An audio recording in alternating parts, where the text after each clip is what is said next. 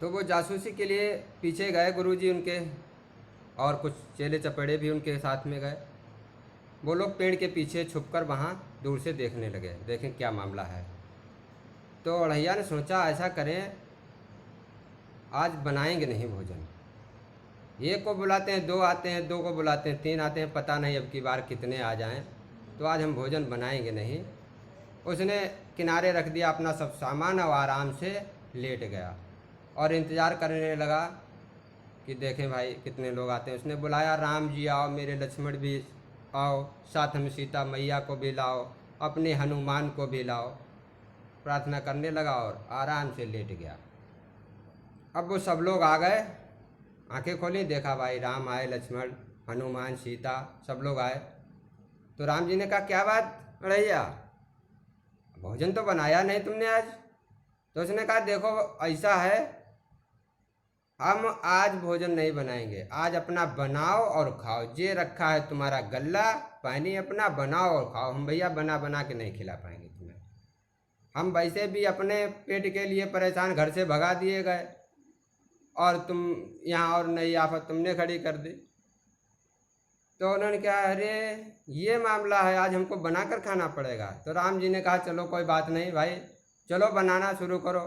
लक्ष्मण जी गए, लकड़ी लेकर आए, सीता जी रसोई साफ करने लगी, वहाँ बनाने लगी। हनुमान जी अपनी पूँछ से झाड़ू लगाने लगे, भोजन बनने लगा।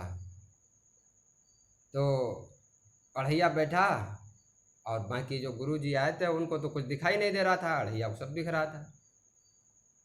तो अढ़ैया से पूछा क्या बात अढ़ैया, कैसे बैठे हो, कहाँ हैं राम जी तुम्हारे, यहाँ तो कोई दिख नहीं रहा।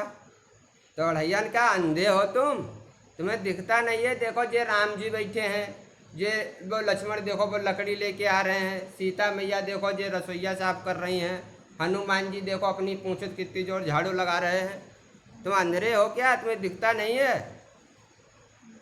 तो गुरुजी ने कहा जी पगला तो नहीं गया है, हमें तो कुछ दिखाई नहीं दे रहा, ये क्या बक रहा है, हमें लग रहा है ये पागल हो गया है। तो अढ़ैया ने कहा तुम अंधे हो, तुम्हें कुछ नहीं दिख रहा है, हमारे सामने सब लोग बैठे हैं, राम जी बैठे हैं, ये देखो लक्ष्मण हैं, सीता मैया देखो वो लगी हैं अपने काम पर, हनुमान जी झाड़ू लगा रहे हैं। तो गुरु जी का दिमाग सनक गया, कट गया। वो सोचने लगे क्या मामला है, हमें तो कुछ दिखाई नहीं दे रहा है। अरे भगवान हमारी कौन सी ऐसी गलती, हम तो पूरी उम्र हो गई तुम्हारी पूजा करते करते, मंदिर में इतना जप तप यज्ञ सब कुछ किया, लेकिन हमें तो आज तक नहीं दिखाई, ये अढ़ैया क्या कह रहा है। तो अढ़ैया से गुरुजी ने कहा ऐसा है, अगर तुम्हारे राम जी तुम्हें दिखाई दे रहे हैं, यहाँ पर बैठे हैं, हमें तो कुछ दिखाई नहीं दे रहा है, तो ऐसा करो अपने राम जी से कहो कि हमें भी दर्शन दें, हमें भी दिखाई दें। तो अढ़ैया ने कहा ठीक है, वो कहते हैं भाई। अढ़ैया ने आंखें बंद की और कहा भगवान राम जी से कहा कि प्रभु ये गुरुजी हमारी बात नहीं मान रहे हैं, ये सब झूठ मान रहे हैं, ये कह रहे हैं ये झूठ बोल रहा है, यहाँ कुछ है ही नहीं।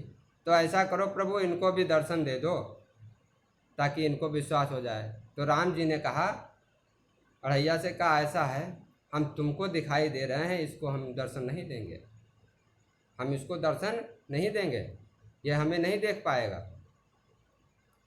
अढ़ैया ने गुरुजी से कहा कि गुरुजी राम जी ऐसा कह रहे हैं, कह रहे हैं हम तुमको दर्शन नहीं देंगे, तुम दर्शन के काबिल नहीं हो, हम तुमको ही दर्शन देंगे, तुम्हें दर्शन को नहीं देंगे। तो गुरुजी ने कहा अरे ऐसा क्या, कौन सी खता है हमारी, पूछो।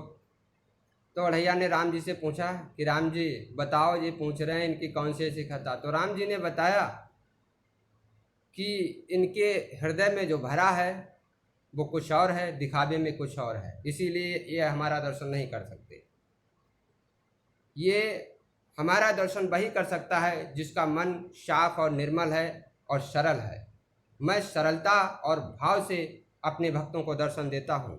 मैं तंत्र मंत्र यंत्र विज्ञान और जप तप यज्ञ से नहीं मिलता हूँ, मैं सरलता के भाव से मिलता हूँ।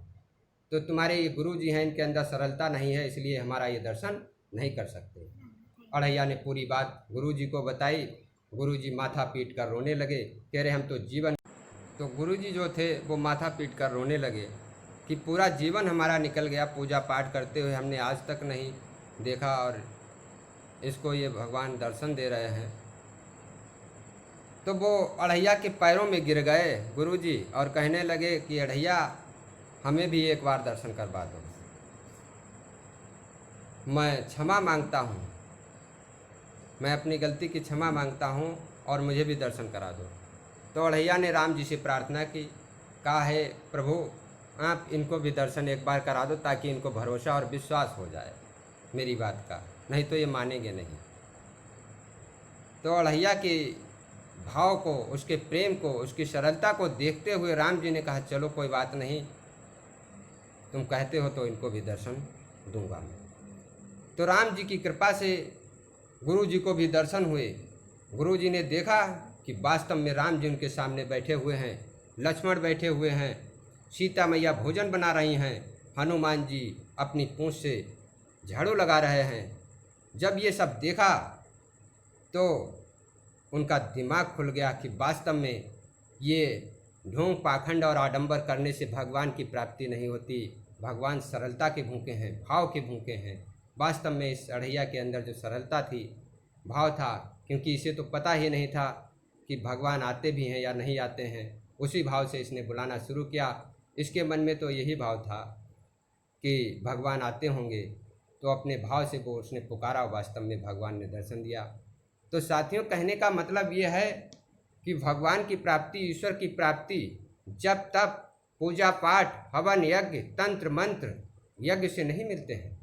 भगवान की प्राप्ति, परमात्मा का दर्शन सरलता से मिलता है। जिसके हृदय में सरलता है, निर्मलता है, करुणा है, वही परमात्मा का दर्शन कर सकता है। बाकी संसार में कोई दर्शन नहीं कर सकता है। बाकी जो ये देख रहे हो, जब तक पूजा पाठ, हवन यज्ञ, इससे भगवान की प्राप्ति नहीं होती है, क्योंकि इससे छल कपट तो जाता नहीं है। और जो भगवान का भक्त होगा उसके अंदर छल कपट नहीं होता है, वो ढोंग और पाखंड नहीं करता है। वो तो अपने परमात्मा को हर समय, हर पल, हर क्षण अपने हृदय में बसा कर रखता है। वो सरलता और भाव के भूखे हैं परमात्मा। इसीलिए साथियों, ये ढोंग पाखंड से नहीं मिलता है। और कहा भी गया है कि ना मूरत में, ना तीरथ में, ना काशी कैलाश में, मुझको कहाँ ढूंढे बंदे मैं तेरे विश्वास में। परमात्मा विश्वास में है। जब तक हवन यज्ञ, पूजा पाठ इसमें नहीं है, परमात्मा इससे नहीं मिलती। ये तो केवल दिखावा है, क्योंकि अंदर कुछ और भरा है, बाहर कुछ और है। बाहर तो हम बड़ा लंबा तिलक लगाते हैं, माला पहनते हैं और बड़ी बड़ी बातें करते हैं, लेकिन हमारे अंदर छल कपट भरा हुआ है, गंदगी भरी हुई है, तो हमें परमात्मा के दर्शन नहीं हो सकते। अगर परमात्मा के दर्शन करना है तो सरलता को सीखना पड़ेगा, अपने मन को साफ करना पड़ेगा। और कहा भी गया है, हमारे गोस्वामी जी ने रामायण में कहा है, उसमें रामायण में साफ लिखा हुआ है कि निर्मल मन जन सो मोह पावा, मोह कपट छल छिद्र भावा। जिसके अंदर छल कपट मोह भरा हुआ है, छोटे से छेद के बराबर भी अगर छल कपट है, उसे परमात्मा की प्राप्ति कभी हो ही नहीं सकती। तो साथियों, कहानी कैसी लगी?